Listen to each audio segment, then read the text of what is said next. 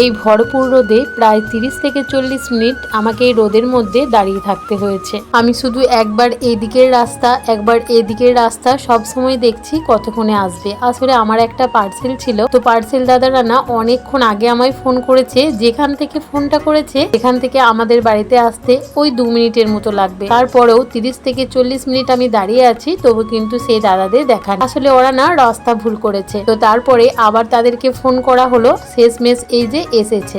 অনেকক্ষণ অনেকবার ফোন করার পরে তারপরে বোঝাতে পারলাম যাক শেষমেশ কিন্তু চলে এসেছে। আমি এই পার্সেলটার জন্য কতদিন যে ওয়েট করছিলাম, অনেক দিন ধরে না এটা নেওয়ার ইচ্ছে ছিল।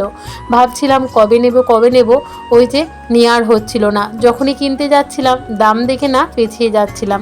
তবে এতদিন ধরে দেখে এরপর ভাবছি না আমায় নিতেই হবে, কেন এত পরিমাণে দাম বাড়ছে এগুলোর বলবো। তো শেষমেশ কিন্তু নিয়েই নিলাম। তবে পার্সেলটা কি তো আপনারা গেস করুন। তো তারপর তো আমি অবশ্যই দেখাবো। এখন কিন্তু এত বড় পার্সেলটা নিয়ে আমি বাড়িতে আসছি। আমাকে দাদাভাইরা বললো যে আপনি কি নিয়ে যেতে পারবেন, না হলে কিন্তু পৌঁছে দিয়ে আসবো। আমি বললাম না নিয়ে চলে যাব, কারণ আমি তো জানি এর ভেতরে কি আছে, ওয়েটটা কেমন হতে পারে। এই যে শেষমেশ কিন্তু চলে এসেছে। আমার এত পছন্দের, অনেক দিন ধরে নেবে ভাবছিলাম, কোনোভাবেই নেওয়া হচ্ছিল না। আর আমি না রেখে দিয়েছিলাম ছেলের জন্য। তো যেহেতু দুপুরের দিকে এসেছিল ওই 2-2:30টার দিকে, আর তখন না ছেলে ঘুমাচ্ছিল। আমার ছেলে আনবক্সিং করতে খুব ভালোবাসে, তো সেই জন্য ওর জন্য না রেখে দিয়েছিলাম। তো ও ঘুম থেকে উঠলো প্রায় ওই 4:30টার দিকে। তখন ভাবলাম যে এটা আনবক্সিং করি। আসলে ওর ছিল পড়া, তাড়াহুড়োর মধ্যে বেরিয়ে গেছে, তাই আমাকেই কিন্তু করতে হলো। তবে এর থেকে না অনেক দামিও ছিল, কিন্তু আমার কাছে এটাই অনেক দামি লাগছে, তাহলে ওইগুলোই আর কি করে নেব। তো যাক, আমার যেমন সামর্থ্য তেমন অনুযায়ী আমার কিন্তু খুব পছন্দ হয়েছে। তবে জানেন এর মধ্যে না 2-1টা কিন্তু ফাটাও বেরিয়েছে। তবে এমন জায়গায় ফাটাগুলো আছে, খুব একটা ক্ষতি হবে বলে মনে হয় না। তো সেই জন্য না ভাবলাম যে থেকেই যাক, আর এটাকে আর ফেরত করতে পারি না। তো যাক, আমার কিন্তু খুব পছন্দ হয়েছে। তবে শেষের দিকটা না কোনোভাবেই কিন্তু আমি অ্যাডজাস্ট করতে পারছিলাম না। মানে শেষের দিকটা স্ট্যান্ডগুলোকেই রেখে দিয়েছিলাম। তারপরে দেখলাম যে না একটা ট্রে আর কি বেড়ে যাচ্ছে। তো তারপরে ভাবলাম যে না আমার হয়তো লাগানোটা ভুল হয়েছে। তো তারপরে ফাইনালি এখন কিন্তু হয়ে গেছে।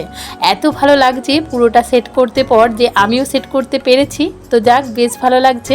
আমি তো খুব খুশি, যেমনটা দেখেছিলাম ঠিক তেমনটাই এসেছে।